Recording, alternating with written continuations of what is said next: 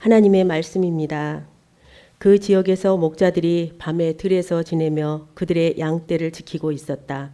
그런데 주님의 한 천사가 그들에게 나타나고 주님의 영광이 그들을 두루 비추니 그들은 몹시 두려워하였다. 천사가 그들에게 말하였다. 두려워하지 말아라. 나는 온 백성에게 큰 기쁨이 될 소식을 너희에게 전하여 준다. 오늘 다윗의 동네에서 너희에게 구주가 나셨으니 그는 곧 그리스도 주님이시다. 너희는 한 갓난아기가 포대기에 쌓여 그 위에 누워 있는 것을 볼 터인데 이것이 너희에게 주는 표징이다. 갑자기 그 천사와 더불어 많은 하늘 군대가 나타나서 하나님을 찬양하여 말하였다. 더없이 높은 곳에서는 하나님께 영광이요 땅에서는 주님께서 좋아하시는 사람들에게 평화로다. 천사들이 목자들에게서 떠나 하늘로 올라간 뒤에 목자들이 서로 말하였다. 베들레헴으로 가서 주님께서 우리에게 알려주신 바 일어난 그 일을 봅시다. 그리고 그들은 급히 달려가서 마리아와 요셉과 그 위에 누워있는 아기를 찾아냈다. 그들은 이것을 보고 나서 이 아기에 관하여 자기들이 들은 말을 사람들에게 알려주었다. 이것을 들은 사람들은 모두 목자들이 그들에게 전해준 말을 이상히 여겼다. 마리아는 이 모든 말을 고이 간직하고 마음속에 곰곰이 되새겼다.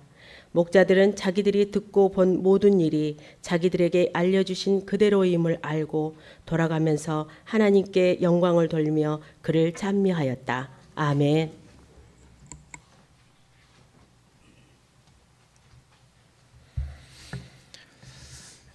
여러분, 낙타가 사막으로 간 까닭을 아십니까?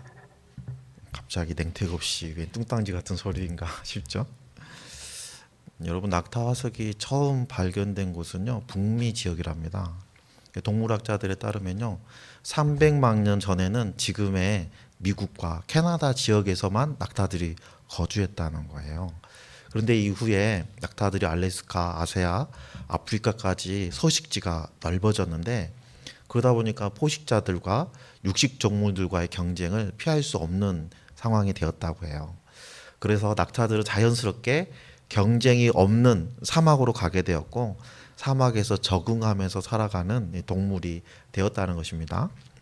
낙타는 기원전 4,000년 전부터 인간들과 함께 생활해온 동물이죠.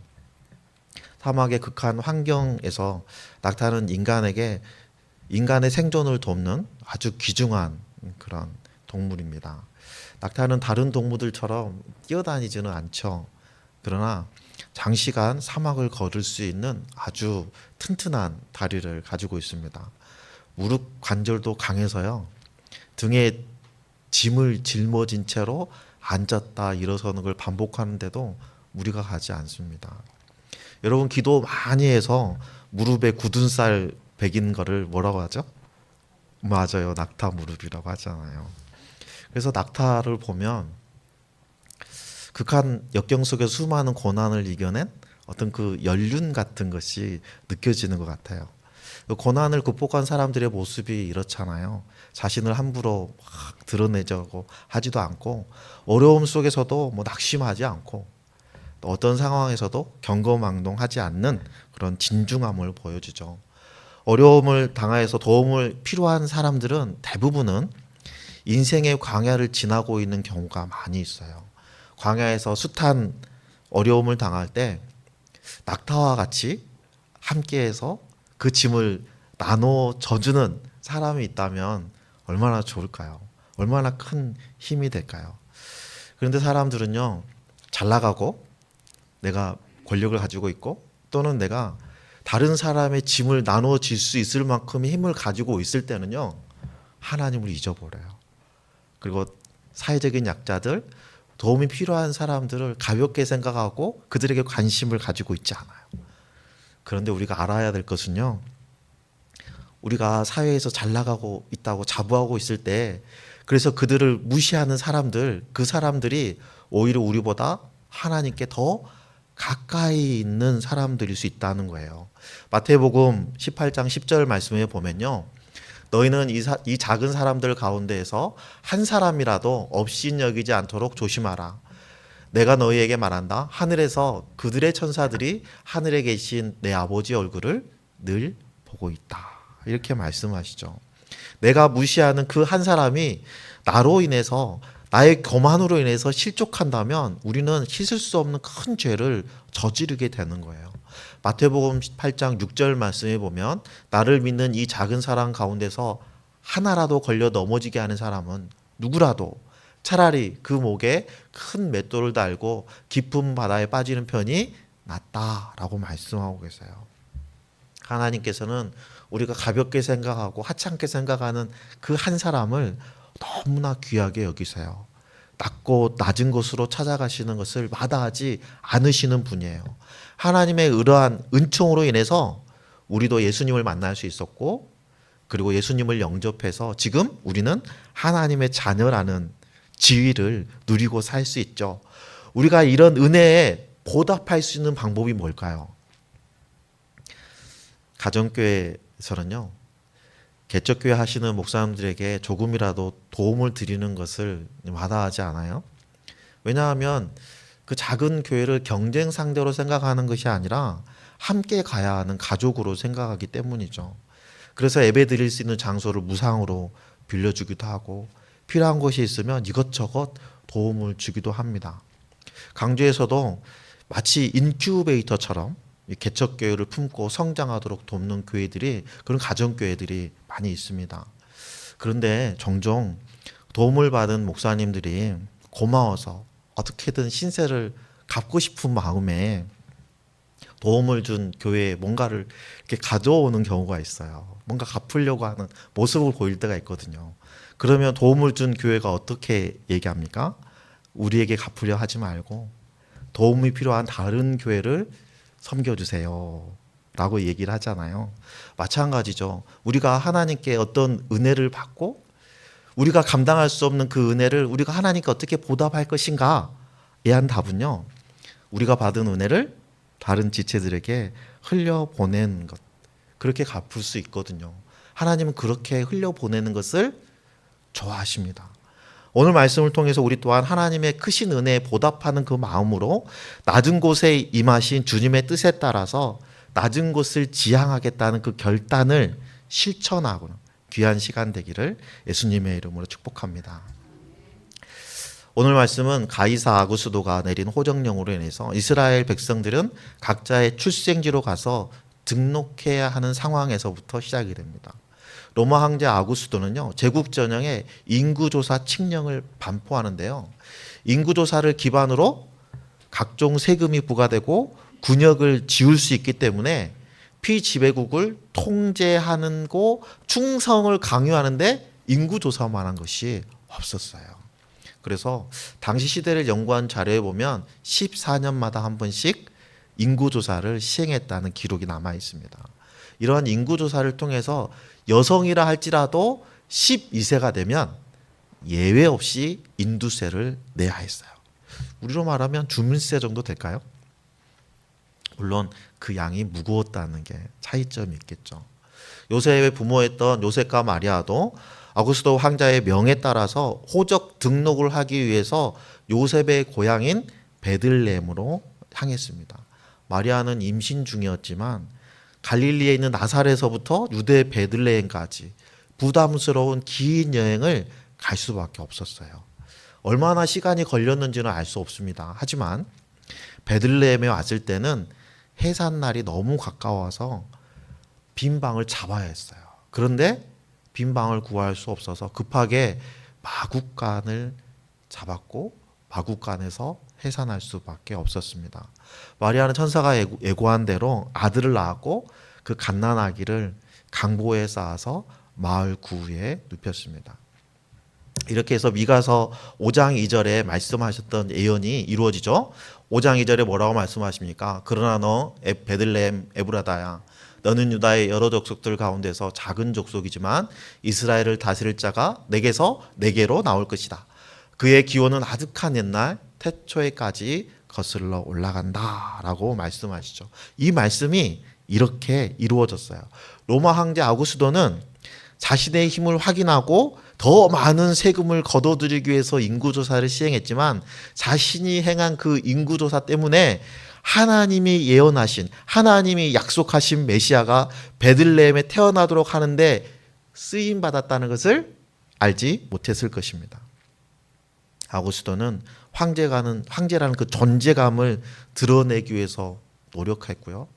화려한 왕궁에 앉아가지고 가지고 있는 권력을 이용해서 사람들을 박해하고 가지고 있는 권력을 남용하는 사람이었어요.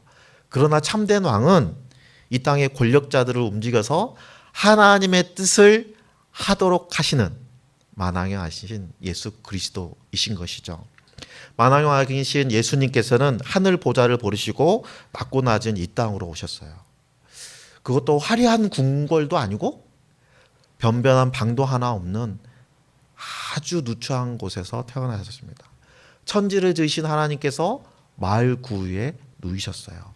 가장 높이 계시는 분이 가장 낮은 곳으로 내려오신 거예요. 그리고 여러분, 가장 낮은 자들, 사회적으로 변두리의 위치에 있는 무시당하는 사람들에게 가장 먼저 경배받으셨습니다. 예수님이 태어난 시각 베들레헴 인근에서 양을 치던 목자들이 있었어요. 그들에게 하나님의 천사가 나타나서 하나님의 영광이 그들에게 비추게 되니까 그들은 너무나 두렵고 놀란 마음에 발발발 떨면서 두려움에 휩싸여 있었죠. 그때 천사가 말하기를 내가 온 백성에게 미칠 큰 기쁨의 소식을 너희에게 전하노라 하고 말합니다. 여러분, 이 세상에요, 모든 사람에게 큰 기쁨을 주는 소식 존재할까요? 로마 황제 아우구스도가 전쟁에서 승리했다는 소식은 로마 백성들에게는 기쁨의 소식일 수 있지만 피지배국 사람들에게는, 특히 패배한 나라 사람에게는 비참한 소식이죠. 세상의 권력을 움켜쥔 로마 황제가 아들을 낳았다는 소식은요, 로마 백성들에게는 우리 왕국이, 로마 왕국이 조금 더 연장될 수 있어 라는 희망을 품을 수 있는 소식이기도 하지만 피지배국 백성들에게는 우리의 압제받는 기간이 더 늘어난다는 비극적인 소식이 되는 것이죠. 여러분, 세상의 소식은요, 어떤 누구에게는 기쁨의 소식이 될 수 있지만 다른 누구에게는 슬픔의 소식이 될 수 있어요. 절망의 소식이 될 수 있어요. 마치 소금 장수와 우산 장수를 둔 아들을 둔 부모의 마음과 같은 거죠. 그런데요, 오늘 천사는 온 백성, 다시 말하면 모든 백성이 큰 기쁨을 누리는 기쁜 소식을 전한다고 이야기하고 있어요. 이 소식은 로마 압제하에 있는 모든 나라들도 해당되고요, 압제하에 고난받고 있는 백성들도 다 해당됩니다. 특히 한밤중에 들에 양을 치고 있는 목자들에게도 기쁨의 소식이 되는 복된 소식이었다는 거예요.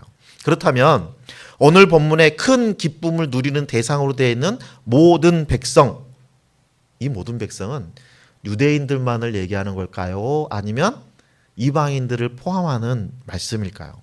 오늘 본문을 보면 이 모든 백성이라는 단어에 이방인들을 포함하고 있는지 여부가 명확하지 않죠.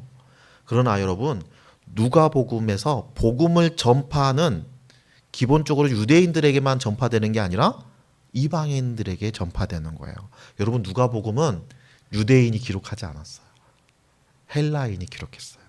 누가복음 저자가 사도행전을 함께 기록했다는 것을 우리가 염두에서 볼 때 예루살렘에서 시작해서 땅끝까지 기쁨의 소식을 전하는 것, 복음이 전파되는 과정을 그대로 기록한 사도행전의 그 취지를 생각해 보면 오늘 모든 백성의 단어는 단지 유대 백성만 얘기하는 것은 아니다라는 것을 알 수 있죠. 이런 생각은 누가복음 24장 47절, 48절을 보면 좀 확실해지는데요. 그의 이름으로 죄사함을 받게 하는 회개가 모든 민족에게 전파될 것이다 하였다. 예루살렘에서부터 시작하여 너희는 이 일의 증인이다. 누가복음을 시작할 때는 명확하지 않았지만 누가복음을 마무리될 때는 명확하게 드러나죠. 여러분, 오늘 47절 48절에 보면요, 모든 민족에게 전파될 것이다 하였다. 예루살렘부터 시작해 너희는 이 일의 증인이다 라는 이 구문은요, 문법적인 특징 때문에 예루살렘에서부터 모든 민족에게 전파될 것이다. 너희는 이 일의 증인이다. 이렇게 번역할 수도 있는 거예요. 결론은 뭐가 강조되고 있는 거죠? 복음의 확장, 기쁜 소식의 확장이 강조되고 있는 말씀이라는 것입니다. 따라서 천사들이 온 백성이 기쁨이 된다는 이 소식은요, 장차 모든 민족에게 큰 기쁨이 되는 소식이라는 것이고요. 시대와 장소를 초월해서 우리에게도 큰 기쁨이 되는 소식이라는 것입니다. 그렇다면 이 큰 기쁨이 되는 소식, 천사가 전해 준 이 복음은 무엇입니까? 11절에 보면 오늘 다윗의 동네에서 너희에게 구주가 나셨으니 그는 곧 그리스도 주님이시다. 여러분, 이스라엘 백성들이 기다리던 그리스도께서 오늘 다윗의 동네에서 태어나셨다. 이게 기쁨의 소식이에요. 그리고 그 표징으로 갓난아이가 포대기에 쌓여서 구유에 누워있는 것을 보게 될 것이라고 얘기하고 있습니다. 여러분이 아이를 낳았어요. 얼마나 눈에 넣어도 안 아플 그 아이를 포대기에 싸가지고 동물들이 밥 먹는 밥그릇에 놓고 싶으십니까? 그럴 부모는 없으시죠? 상식적으로 신생아를 동물들 사료주는 구유에다가 누이고 싶은 부모는 없을 겁니다. 흔치 않은 일이에요. 따라서 갓난아이가 구유에 누워있다는 것 자체가 표징으로 작동할 수 있는 상징이 되는 거예요. 더욱이 민족이 염원했던 그리스도, 한 민족을 구원할 그리스도가 왕실에서 태어난 것이 아니라 너무나 열악한 환경을 가진 마국간에서 태어나서 구유에 누워있다는 것은 상상도 할 수 없는 일이었어요.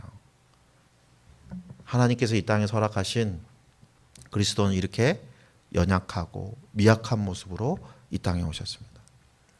천사가 큰 기쁨의 소식을 전하자마자 하늘의 군대가 나타나서 하나님을 찬양합니다. 여러분, 하나님을 찬양하는 거는요, 모든 피조물들의 의무예요.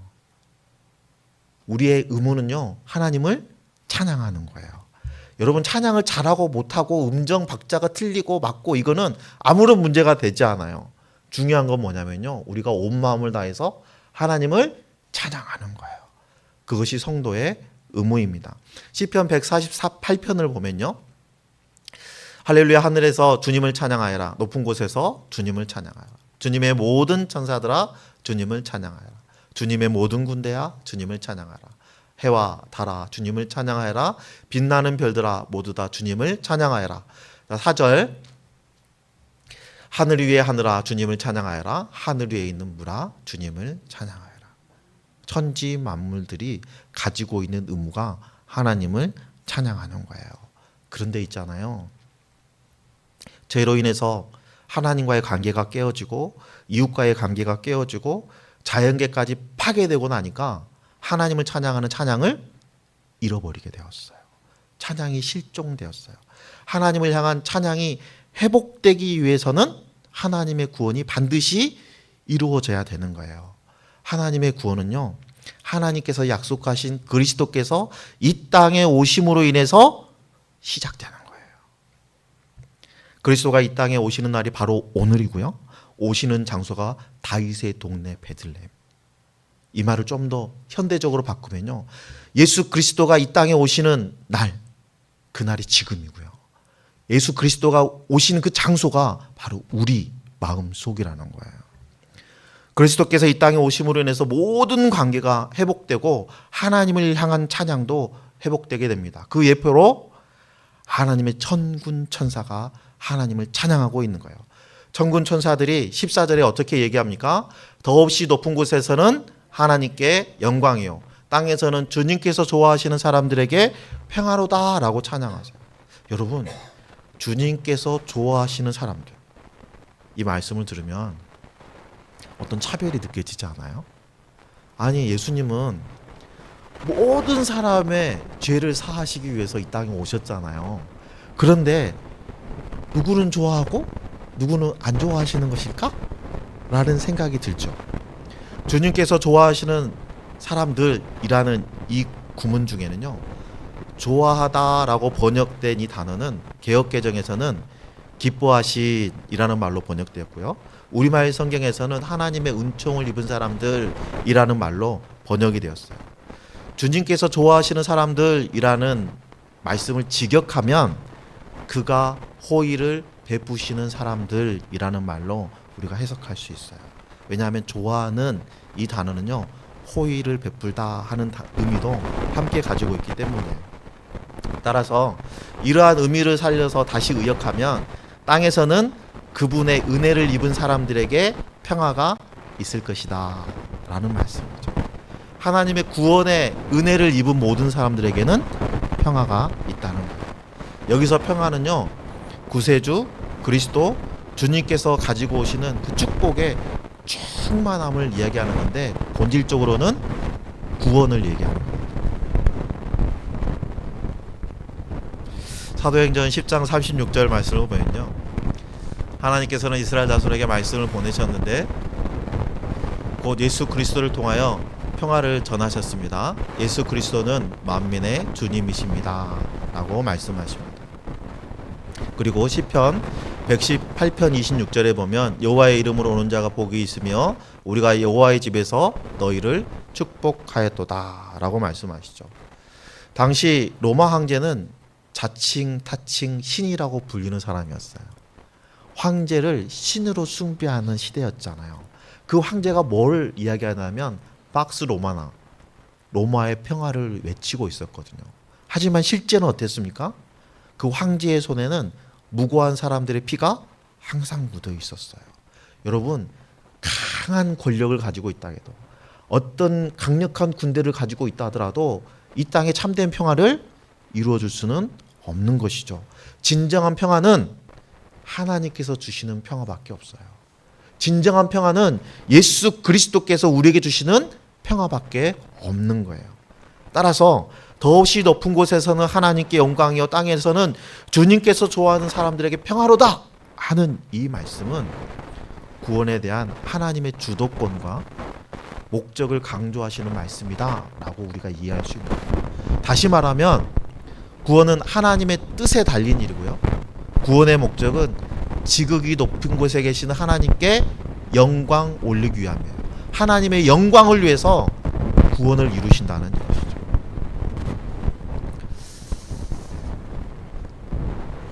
제가 복음에 대한 설교만 하면 이렇게 앰프가 방해를 해요.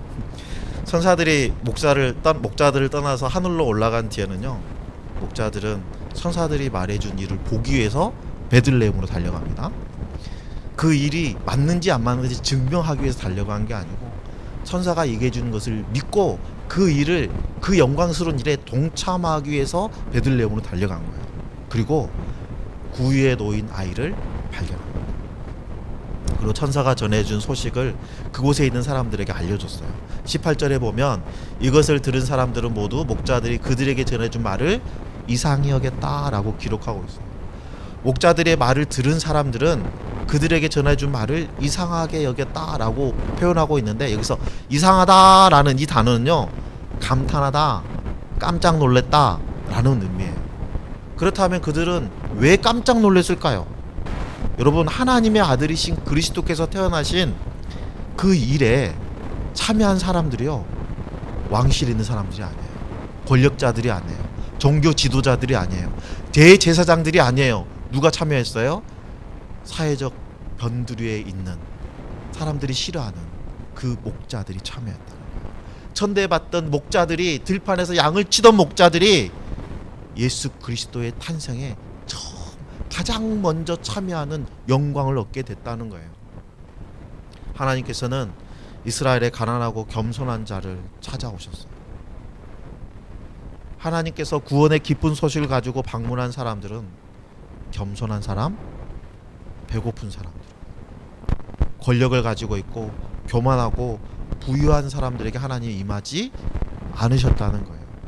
마리아의 창가에 보면 이러한 은혜를 이렇게 노래합니다. 누가복음 1장 51절 53절을 보면요, 그는 그 팔로 권능을 행하시고 마음이 교만한 사람들을 흩으셨으니 제왕들은 왕자에서 끌어내리시고 비천한 사람을 높이셨습니다. 줄인 사람들을 좋은 것으로 배부르게 하시고 부한 사람들을 빈손으로 떠나 보내셨습니다. 여러분, 마리아 창가에서 하나님께서 낮은 자를 찾아오셔서 기쁨과 평화의 좋은 소식, 복음을 전하셨다라고 말씀하고 있어요. 여러분, 그 좋은 소식은요, 그리스도께서 이 땅에 오셨다는 거예요. 여러분, 그리스도께서 이 땅에 오셨다는 것이 왜 기쁜 소식이냐면요, 다른 것으로는 구원을 얻을 수 없기 때문이에요. 오직 하나님께서 허락하신 그리스도를 통해서만 구원을 이룰 수 있기 때문에 기쁜 소식이 되는 거예요. 사도행전 4장에 보면요, 이렇게 말씀하시죠. 이 예수밖에는, 함께 읽겠습니다. 시작.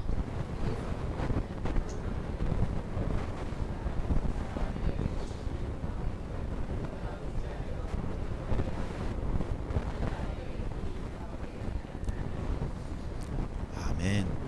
유일한 구원자 예수 그리스도께서 이 땅에 오셨고 낮고 천한 우리들을 찾아오셨고 구원에 이르는 복음을 전해주셨어요. 이 복음은 모든 백성들에게 주어졌지만 모든 백성들이 기쁨으로 받아들이지는 않았어요. 이것 또한 하나님의 뜻입니다. 누가복음 10장 21절에 보면요, 예수께서 성령의 기쁨 차서 이렇게 아뢰었다. 하늘과 땅의 주님이신 아버지, 이 일을 지혜 있는 사람들과 똑똑한 사람들에게는 감추시고 철부지 어린아이들에게는 드러내 주셨으니 감사합니다. 그렇습니다, 아버지. 이것이 아버지의 은혜로우신 뜻입니다. 목자들이 전해준 그 기쁜 소식을 똑같이 들었지만 사람들의 반응은 달랐다는 거예요. 어떤 사람들은 이상하게 여기고 어떤 사람들은 그 말을 가슴속 깊이 새기고 기억한 사람도 있었다는 거예요. 목자들은 하나님의 그 기쁜 소식을 그대로 전해주고 또 기쁜 소식이 말씀대로 성취되었다는 것을 확인하고 하나님을 찬양하면서 자기의 삶의 자리로 돌아갑니다.